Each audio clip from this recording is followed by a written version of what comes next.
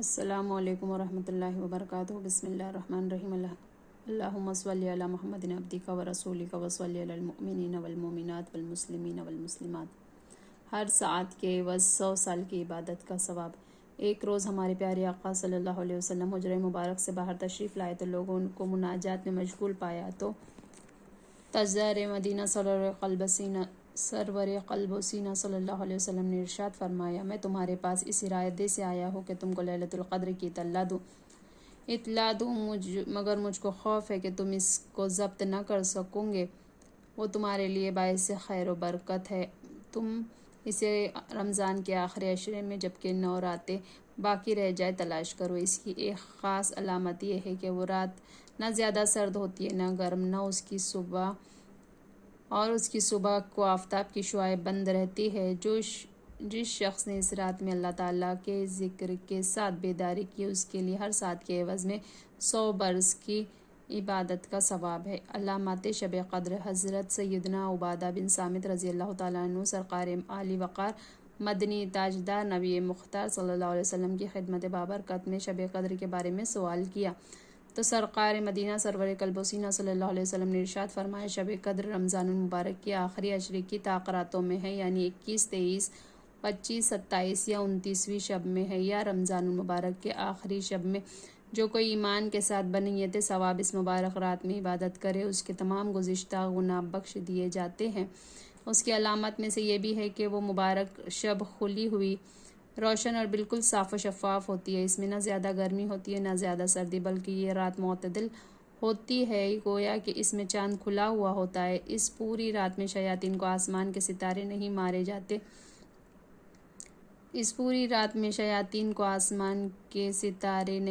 جاتے۔ مزید نشانیوں میں سے یہ بھی ہے کہ اس رات کے گزرنے کے بعد جو صبح ہوتی ہے، اس میں سورج بغیر شعاع کے طلوع ہوتا ہے اور وہ ایسا ہوتا ہے گویا کہ 14ویں کا چاند۔ اللہ عز و جل نے اس دن طلوع آفتاب کے ساتھ شیطان کو نکلنے سے روک دیا۔ اس ایک دن کے علاوہ ہر روز سورج کے ساتھ ساتھ شیطان بھی نکلتا ہے۔ سمندر کا پانی میٹھا ہو جاتا ہے۔ میٹھے میٹھے اسلامی بھائیو، حدیث بالا میں فرمایا گیا ہے کہ رمضان المبارک کے آخری عشرے کی راتوں میں یا آخری رات میں سے کوئی ایک رات شب قدر ہے۔ اس رات کو مخفی رکھنے میں ہزارہا حکمتیں ہیں، جن میں یقیناً ایک حکمت یہ بھی ہے کہ مسلمان ہر رات اس رات کی جستجو میں اللہ عز و جل کی عبادت میں گزارنے کی کوشش کرے کہ نہ جانے کون سی شب قدر ہو۔ اس حدیث پاک میں شب قدر کی بعض علامات بھی ارشاد فرمائی گئی ہے۔ ان علامات کے علاوہ دیگر روایت میں ہے کہ مزید علامات لیلۃ القدر کا بیان کیا گیا ہے۔ ان علامات کو پا لینا سب کے بس کی بات نہیں، بلکہ یہ تو صرف اہل نظر ہی کا حصہ ہے۔ اللہ عز و جل بسا اوقات اپنے خاص بندوں پر ان کا ظہور فرماتا ہے۔ شب قدر کی ایک علامت یہ بھی ہے کہ اس رات میں سمندر کا کھارا پانی میٹھا ہو جاتا ہے۔ نیز انسان و جنات کے علاوہ کائنات کی ہر شے اللہ عز و جل کی بزرگی کے اعتراف میں سجدہ ریز ہو جاتی ہے، مگر یہ ہر ایک کو معلوم نہیں ہو سکتا۔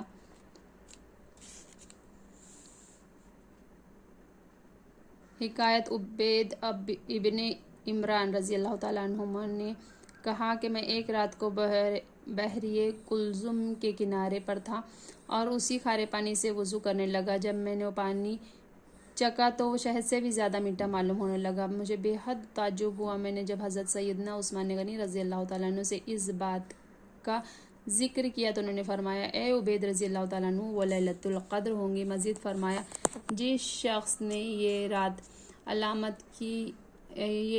عز و جل کی یاد میں گزاری، اس نے گویا 1000 ماہ سے بھی زیادہ عرصہ عبادت کی اور اللہ عز و جل اس کے تمام گناہوں کو معاف فرما دے گا۔ اس حکایت سے ملتی جلتی حکایت مفسر شہیر حضرت شاہ عبدالعزیز محدث دہلوی رحمۃ اللہ تعالیٰ علیہ نے بھی نقل کی کہ چنانچہ فرماتے ہیں، حکایت ہے، حضرت سیدنا عثمان ابن عاص رضی اللہ تعالیٰ عنہ کے غلام نے آپ سے عرض کیا کہ اے آقا، مجھے کشتی بانی کرتے ایک عرصہ گزرا۔ میں نے دریا کے پانی میں ایک عجیب بات محسوس کی جس کو میری عقل تسلیم کرنے سے منکر ہے۔ آپ رضی اللہ تعالیٰ عنہ نے پوچھا، کیا وہ کیا عجیب بات ہے؟ عرض کیا، اے آقا، ہر سال ایک ایسی رات آتی ہے جس میں سمندر کا پانی میٹھا ہو جاتا ہے۔ اور آپ رضی اللہ تعالیٰ عنہ نے غلام سے فرمایا کہ اس بار خیال رکھنا، جیسے ہی وہ پانی میٹھا ہو جائے تو مجھے مطلع کرنا۔ جب رمضان کی 27ویں رات آئی تو غلام نے آقا سے عرض کیا کہ آقا آج سمندر کا پانی میٹھا ہو چکا ہے۔ مزید نشانیاں: حضرت سیدنا امام عبدالوہاب شعرانی رحمۃ اللہ تعالیٰ نے لیلۃ القدر کی علامات بیان کرتے ہوئے کشف الغمہ میں تحریر فرماتے ہیں، ایک نہایت ہی صاف و شفاف یہ رات نہایت ہی صاف و شفاف ہوتی ہے، اس میں نہ زیادہ گرمی ہوتی ہے نہ زیادہ سردی، موسم اس رات معتدل ہو جاتا ہے، نہ تیز و تند ہوا چلتی ہے نہ ہی بادل چھائے ہوتے ہیں، اس رات بارش بھی نہیں ہوتی، اس رات شیاطین ستاروں سے نہیں مارے جاتے، اس رات کی صبح کو سورج بغیر شعاع کے طلوع ہوتا ہے۔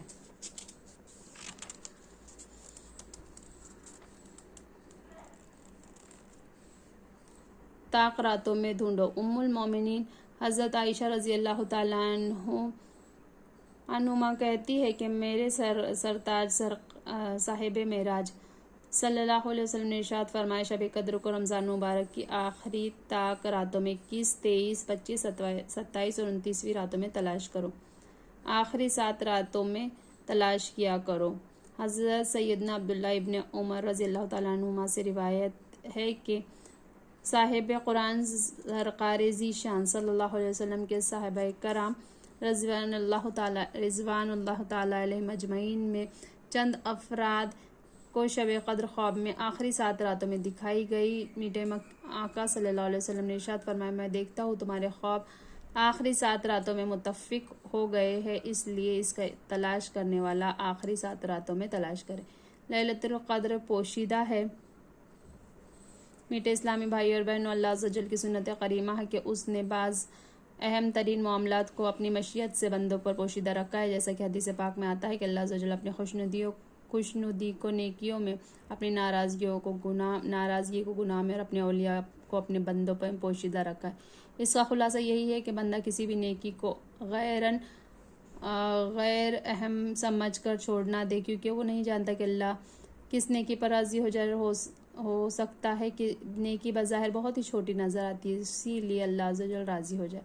متعدد احادیث مبارکہ سے یہ بھی پتہ چلتا ہے کہ مثلاً قیامت کے روز ایک شخص صرف اس نیکی کے عوض بخش دیا جائے گا کہ اس نے ایک پیاسے کو دنیا میں پانی پلا دیا تھا۔ اس طرح اپنی ناراضگی کو گناہوں میں پوشیدہ رکھنے کی حکمت یہی ہے کہ بندہ کسی گناہ کو چھوٹا تصور کر کے نہ بیٹھے، بلکہ ہر گناہ سے بچتا ہی رہے، چونکہ بندہ نہیں جانتا کہ اللہ تبارک و تعالیٰ کس گناہ سے ناراض ہو جائیں گا، لہٰذا ہر گناہ سے پرہیز کی کرے۔ اس طرح اولیاء کو بندوں میں اس لیے پوشیدہ رکھا ہے کہ انسان ہر نیک مسلمان کی رعایت و تعظیم بجا لائے اور سوچے کہ ہو سکتا ہے یہ اللہ عز و جل کا ولی ہو سکتا ہے اللہ عز و جل کا ولی ہو، اور ظاہر ہے کہ جب ہم نیک لوگوں کا ادب و تعظیم کرنا سیکھ لیں گے، بدگمانی کی عادت نکال دیں گے اور سب مسلمانوں کو اپنے آپ سے اچھا تصور کرنے لگیں گے، تو ہمارا معاشرہ بھی صحیح ہو جائے گا انشاءاللہ عز و جل، ہماری عاقبت بھی سنور جائیں گی۔ اسی طرح پوشیدہ رکھنے والے معاملات میں سے بھی ہر رات ایک ساتھ مقبولیت دعا کی آتی ہے، وہ بھی پوشیدہ رکھی گئی ہے۔ جمعہ کی روز بھی مقبولیت کی ایک گھڑی ہوتی ہے، اسے بھی پوشیدہ رکھا گیا ہے۔ اللہ عز و جل اپنے اسم اعظم کو بھی پوشیدہ ہی رکھا ہے، چنانچہ بے شمار مصلحتوں کی بنا پر لیلۃ القدر کو بھی پوشیدہ رکھا گیا ہے، تاکہ اللہ عز و جل کے نیک بندوں اس کی تلاش میں سارا سال ہی لگے رہیں۔